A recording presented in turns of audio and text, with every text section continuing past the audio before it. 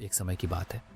Metropolis नामक व्यस्त city में एलेक्स नाम का एक युवा वित्तीय प्रतिभाशाली था। एलेक्स को हमेशा पैसे का आकर्षण रहा था, न केवल इसे कमाने का बल्कि ये समझने का कि यह कैसे काम करता है, कैसे बहता है और इसे कैसे बढ़ाया जा सकता है। एलेक्स की यात्रा सिटी के एक छोटे कोने से शुरू हुई, जहां वह पड़ोसियों के लिए काम करता था। अपनी कमाई को खर्च करने के बजाय उसने उसे मेहनत से बचाया। जब एलेक्स बड़ा हुआ तो उसने एक मामूली राशि जमा कर ली और इसे समझदारी से इन्वेस्टमेंट करने का निर्णय लिया।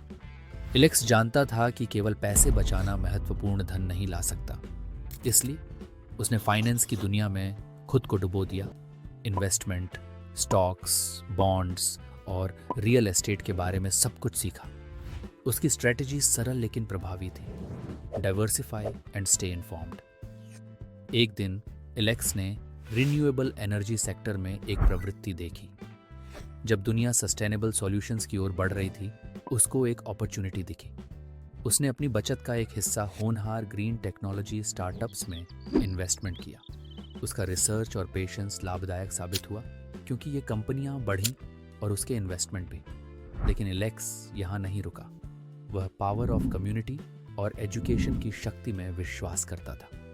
उसने मेट्रोपोलिस सिटी में एक फाइनेंशियल लिटरेसी प्रोग्राम, मतलब वित्तीय साक्षरता का कार्यक्रम शुरू किया, जिसमें लोगों को अपने फाइनेंसेस मैनेज करने, समझदारी से इन्वेस्टमेंट करने और भविष्य की योजना बनाने के बारे में सिखाया जाता था। उसका कार्यक्रम बहुत सफल हुआ, जिससे कई लोगों को अपने फाइनेंशियल भविष्य को नियंत्रित करने की स्ट्रेंथ मिली। एलेक्स के स्मार्ट इन्वेस्टमेंट और फाइनेंशियल एजुकेशन के प्रति डेडिकेशन ने न केवल उसकी खुद की जिंदगी बदली, बल्कि मेट्रोपोलिस सिटी में कई लोगों की भी बदली।